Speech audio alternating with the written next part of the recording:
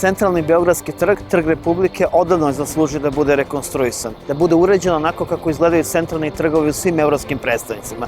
Nas to interesuje i mi se time bavimo. Mi uređujemo grad. Ako se desi da radovi budu završeni posle 1. septembra, za to će biti odgovorni Dragan Đilas i Marko Bastać koji organizuju napade na radnike.